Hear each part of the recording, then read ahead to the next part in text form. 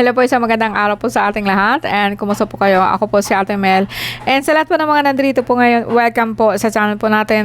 Thank you very much po sa inyo. And sa lahat po ng mga mommies na nasa ibang bansa, nakaabang po sa ating tawas, no? Sa ngayon, very charming po ang ating reading kasi titingnan po natin kung ano po nangyari po sa inyo ngayong taon na to. And then, gagamit to ng iba pang card papunta po sa 2026, no? Very exciting po, no?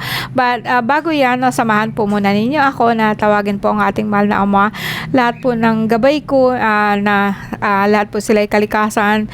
And sa aking mahal na ina, mahal na Ama, maraming salamat po sa inyo. Nawa po, basbasan po ang bawat isa po sa inyo na bigyan halaga ang bawat pagsisikap po natin, no, na basbasan po niya yung mga mahal po natin sa buhay, yung ating mga pangarap, no, and yung bagang yung puso po natin at sa kaisipan po natin, like bigyan po niya ng clarity para alam po natin kung ano po ang gagawin kahit sa ano pong pagsubok po sa buhay. Okay, so ngayon nasa Virgo na tayo, no. Virgo, thank you very much sa lahat po na nandito po ngayon. Thank you, no.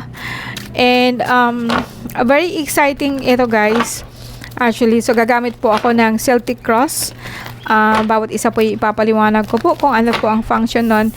And para po makita natin kung ano po nangyari. So, unang card po natin is the center, no, kung ano po yung nangyari sa inyo ngayon. And remember, this is 2026, no. And ito yung conscious mind mo. Ito yung subconscious mo, something that you don't know. And ito yung in the past. Ito naman yung immediate mong parating, immediate future, or see. And bigyan natin ng 3 or 10 po na card dito po sa kaliwa, which is mag-compromise po siya dito sa ating kanan. Okay, so sa ngayon, guys, no, makikita ko dito, tingnan muna natin yung sakit, Virgo. Okay, in the past po, may nararamdaman ko po actually na blurry vision, like mataas po ang iyong dugo, mataas po ang iyong sugar, may nakita din po akong pananakit po ng lower back, balakang, no, may nakita din po ako dito na pananakit po ng ulo dito banda, and dito sa may sikmura din, para bang nausugo kayo. And overall, so ito po yung nangyari, or sabihin po natin na energy ng Virgo ngayong taon na to. So, yung conscious mind mo, I think ang Virgo is keep moving this year. Parang lagi ho kayong gumagalaw, naghahanap po ng pera, naghahanap po ng pagkakakitaan, no? And actually, this is positive, no? Because bawat action mo, iniisip mo muna kung bawat bitaw ng pera, iniisip mo muna kung saan siya papunta, no? And ito naman pong subconscious, something that you don't know. Minsan kasi, guys, no, na kamaga sa akin na nadadala ka po ng emotion, nadadala ka po ng influensya po ng iba, kasi yung pera na sinasabi mo, kuminsan po nauuwi po siya sa wala, nauuwi po siya sa bula. Parang nagastos mo siya sa something na like sabihin po natin na scam kayo, no, na naghihirap po kayo, nagsisikap po kayo, pero na-scam pa kayo, no. May mga sometimes po na binibili kayo na hindi mo naman actually kailangan. Now, in the center of your heart is a heart card is this is the Fool, and also the Hermit. Both actually inner, o sabihin po natin na both parehas po siya na magre-represent siya ng personal psyche ng isang tao. Like ikaw po to, the Fool, like you are trusting the universe, no, maano ka po, kumaga sa akin, maano ka, tiwala ka po sa may kapal. Ito yung nakikita ko, na tiwala ka po sa kanya, sa mahal na ina. Lagi ka po nag-iisip bawat action mo, no, Virgo, no. And I think it's good, no. Very good po siya, no. Like very very trusting ka. Although sabihin po natin dito, there is the moon, no. Yung the moon kasi is just like yung mga trabaho mo. Like sabihin po natin na scam kayo, no. Or sabihin po natin na nag-invest po kayo sa something po, tapos hindi po siya nakabalik ng pera, or bumili po kayo ng mga bagay na hindi niyo kailangan, which is actually the moon giving you an illusion of something that is not true. no? So kung gastos lang naman ang pag-uusapan natin, o sabihin po natin na bagong negosyo, bagong ano, hindi mo yun talaga siya nakikita kasi parang hindi mo kasi chine-check or hindi mo siya inaalam talaga kung ano pong klaseng negosyo ito, no?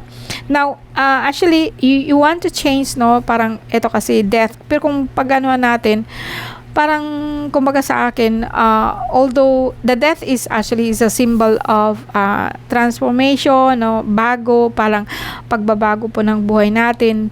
May nakita ko kung idiridiretso mo siya dyan, pwedeng sabihin natin dito na gusto mo nang mabago, yung like lagi ka nagbabayad ng utang, or gusto mo mababago po yun na lagi ka na lang po naghihintay ng pera, no? Pero kung idiridiretso mo siya dyan, is just like, parang meron ka namang pera, no? At ang ano mo lang kasi sa akin is like, medyo magtipid ka lang po ng konti. Kasi masyado po talaga ikaw magastos this year, no? Virgo ha, Virgo. And, but it's okay. Kasi may ginagastos kayo, no? Kaysa naman gastos kayo ng gastos, pero wala naman kayong, hindi sa inyo yung ginagastos na yun. Okay, sorry po sa ano ha. Sorry sa, wala na akong boses po guys. Okay.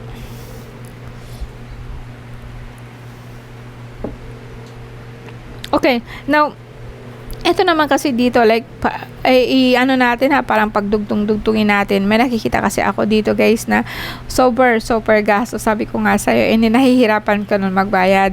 Parang nakapagpabigat po sa'yo. Isa na din po yung puro gastos sa pamilya. Kasi naman po ang mga gastos may papunta naman kasi sa kanila, no? And yeah, makita natin dito na although sabihin po natin may natulong sa'yo, no? Kuminsan po kasi nagagalit yung asawa mo, no? O kuminsan po yung asawa mo nagagalit sa'yo, no? So, kumbaga sa akin, hindi ka natutong magtipid, no? Parang kuminsan nagagalit ka, no? Or pinapagalitan ka, no? Kuminsan, no? So, ito naman, like in the center, overall po guys, no? Positive po siya, kahit sabihin po natin na may gastos kayo. Positive po siya, kasi ito kasi, pagdugtong-dugtungin mo ito, like, eto kasi siya yung dalawa dito at saka yung isa dito sa sentro. Ito yung pinaka-sentro po ng cards. So, sentro po ng energy ninyo is about money, believing yourself. And yung bagang parang ikaw kasi yung may tiwala po na everything will be okay. You are also good provider and mayroon pong tumutulong sa iyo na hindi nakikita, no? Ito po yung diwende po, no? Isang hari po ng diwende. Ito naman po kasi is just like muni-muni, no? I like the person, like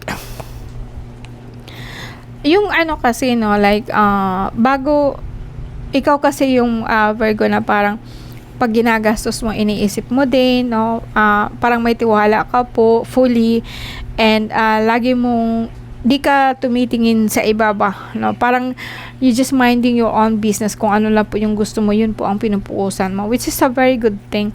Although ang pagbabago is nanggagaling po sa'yo, like nga sabi ko nga sa'yo, is like gusto mo na talagang magbago, no, about sa pera, no, na matapos yung utang mo, or sabihin po natin yung may umutang sa'yo, magbabayad na po, no. Ito yung mga nakikita kong energy. Very good, no, very good, no.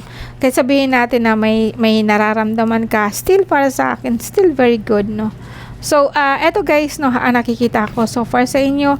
So, konting tipid lang po, no, pero para sa akin, I don't mind, no, ang pera po yung gagastusin, basta lang po mapunta po siya sa tamang bagay, no. And yeah, kasi mahirap po magastos tapos hindi sa pera niyo yung ginagastos, makukulong po tayo dyan, no.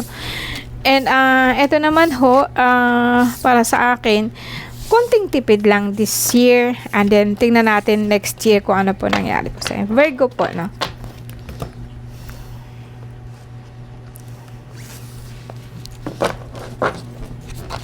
Sorry ha, talaga pong namamaos na ako. Actually, luya po itong iniinom ko, no, na okay, Virgo, August 23, tignan natin kung ano pong mangyari sa iyo ngayong taon na parating. Virgo, August 23 hanggang September. Okay, this is what happened to you right the moment, no. Ito yung nakasalamuha, ito yung conscious mind mo, ito yung in the past, ito yung recent future mo. And sabayan po natin ng tatlo. And Queen of Cups. Yes. The Star. 10 of Wands. 7 of Swords. Okay, right. Okay, Virgo. Sa ngayon guys, may mas nakikita ko po na mas marami po or more on ang mga bagay na nakapaikot sa iyo is invisible, like mga hindi pa po siya nagmamaterialize, no. Ngayon, ang pinaka subconscious o pinaka conscious mind natin kung ano po yung iniisip mo is like 5 of Pentacles, no. Like 5 of Pentacles sa ngayon po, you're broke, wala po ikaw pera, sabihin po natin kulang siya. And kasi po parang kumbaga sa akin, kahit anong tipid mo ba, talaga pong lumalabas po itong pera, no? Kasi ang butterfly symbolize po siya ng pera. Sabihin po natin na yung bagang magulo ang isip mo sa pera sa ngayon or this year, no? Your subconscious mind is 6 of Swords. Parang eto kasing 6 of Swords is just like trouble. Siguro nga po ngayong taon to is lagi po ikaw nagbibiyahe, and ito po ang dahilan kung bakit naubusan ka po ng pera, naubusan ka ng budget, no. Now in the past, 8 of Swords, like pagsabihan po natin na ganito is just like infinity pero paulit-ulit, or sabihin po natin na paulit-ulit po nangyari siya, but it's in the past. It's okay, it's in the past. Ngayon, ang sentro, or sabihin po natin na at the center of your card is the High Priestess, no? And ang magiging po nito is 5 of Wands. Now, ang High Priestess kasi is a positive card, depende kung ano kasunod. Pero since na ang kasunod po natin is 5 of Wands, so both kasi para sa akin is just like pag ang nauna kasi is positive, sinabayan po siya ng negative, and makikita ko natin na binabalance po niya. Pwedeng sabihin po natin guys, kasi marami po ikaw 5 of sa ngayon, no, sa Virgo, ngayong parating po na 2026, marami po ikaw 5, no, 5 of Swords, 5 of Wands, no, and 5 of Pentacles. Dire-diretso talaga siya. So sabihin po natin na marami ang magbabago sa iyo ngayong taon na to, lalong-lalo na po pagdating sa pera. Kasi po para pong magkakaroon po na ikaw ng gulo, magkakaroon po ikaw ng gulo sa trabaho, so apektado po yung pera mo. And 6 of Swords, although sabi ko nga sa'yo, may travel ka po in the past regarding po sa mga anak mo, sa mga bata, sa Ace of Cups, sa mga gusto mo tulungan, mga mahal mo sa buhay. And eto naman, 10 of Wands, yes, parang mabigat ang nararamdaman mo pagdating po sa pamilya mo, no? Parang nahihirapan ka na ngayon, no? You are carrying out everything, and then makikita ko pa dito na parang niluloko ka pa. Good news.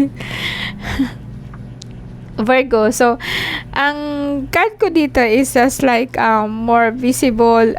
Hindi mo pa alam to, ha, na meron kang malalaman tungkol sa pamilya mo. And ikakagalit mo talaga, no? Kasi nga po nagsisinungaling po siya at hindi po siya nagsasabi ng totoo. Pero hindi ito, ang problema lang nito is like, baka po ang asawa mo, no, wag naman sana po na makabuntis ng iba. Sana nga po hindi. Pwedeng sabihin natin na ikaw to, no, Queen of Cups, no, parang the Empress, which is meron kang balak, meron kang binubuo, pero hindi po siya matutupad agad-agad, but actually you are hoping that it will be okay. And ito kasing pagbubuntis, 7 of Wands and then 3 of Wands. So pwedeng sabihin natin na sa bahay mo ito mangyayari mismo, na magkaroon ho ikaw ng problema this year po, na malalaman mo po na may magluloko, na magsisinungaling, makikita ko ang magbubuntis. So part po siya ng pamilya mo. So ito yung sinasabi ko na may malaking dagok na mangyayari sa iyo this year. No, not this year, this coming. And Page of Sword, no, na parang talaga pong and ang problema lang po nito, okay naman po ang ending po niya, no, kasi 9 of Pentacles pa rin po. Ibig sabihin kung ano mang ginagawa ng sino man yan, no, mapapatawad mo rin siya at the end, no. So lucky me. Okay. So, eto guys, ang nakikita ko sa inyo, sa lahat po ng nandito po ngayon, more on sa sakit po, may nakita po akong pananakit po ng tiyan, may nakita din po ako ditong diabetes, medyo tataas po ang sugar ninyo. And mag-ingat po kayo, may mga rashes po akong nakikita, no? And paano po ng sikmura, then yung tinatawag po nating sikmura, more on parang lagi na po magiging maano po itong sikmura niyo, parang lagi ho na yung bagang lagi kayong sisikmurain or lagi po kayong mauusog, matatamaan po lagi ang sikmura ninyo. Siguro mataas ang ang tinatawag po natin na uric acid. At the same time po sinasabayan po siya ng sugar. Okay guys, thank you very much po sa pakikinig, no, sa lahat ng Virgo. See you again next time. Siguro maybe next year, no. So maraming salamat po sa inyo guys. Have a good day po.